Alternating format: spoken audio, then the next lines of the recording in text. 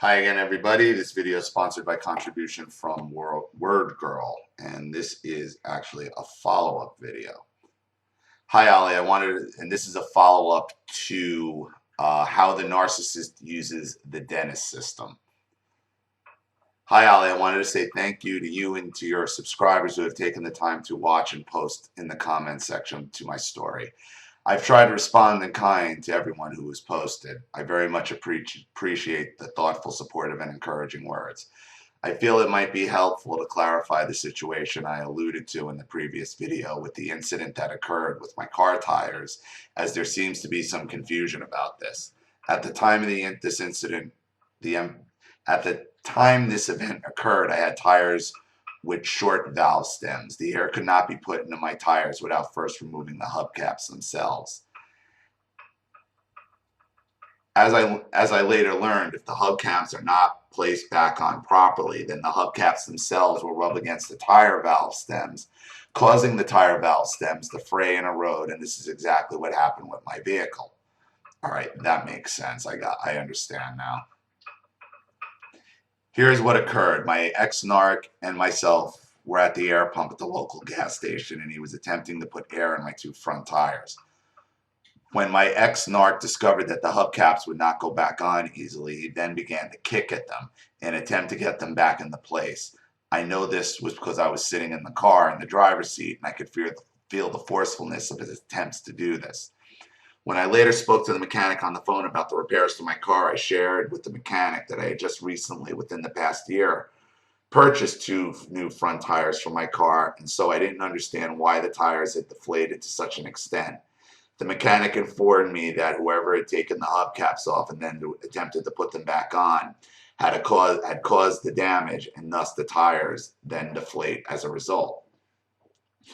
After speaking with the mechanic myself, I put my ex-narc on the phone with the mechanic so we could hear what the mechanic had to say. What I received in response was a tepid "I'm sorry, and I don't really know anything about cars anyway," remark from my now ex-narc. So it's your fault because you don't know anything about cars. My ex-narc also became very defensive when I said that he had damaged my personal property, whether he meant to or not. And his response was, "Well, don't ever ask me to do anything with your car again." Again, blaming you.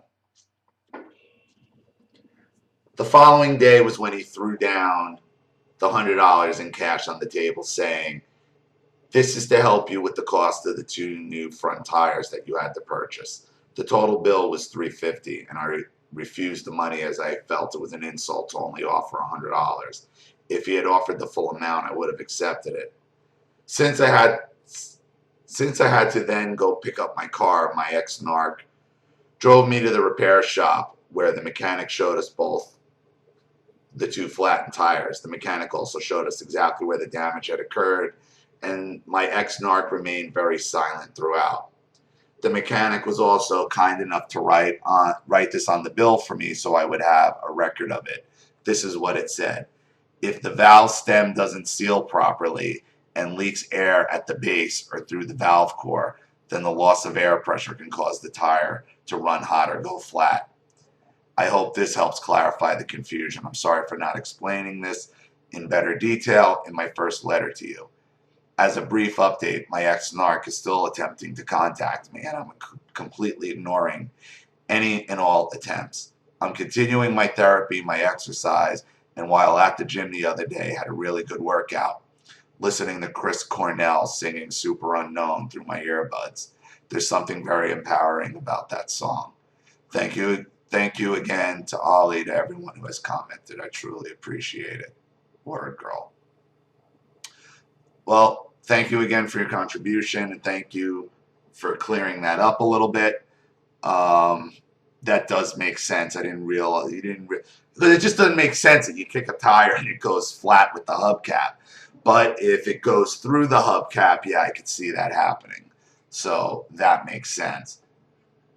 And it's also funny how he still tried to blame you even when he's proven wrong.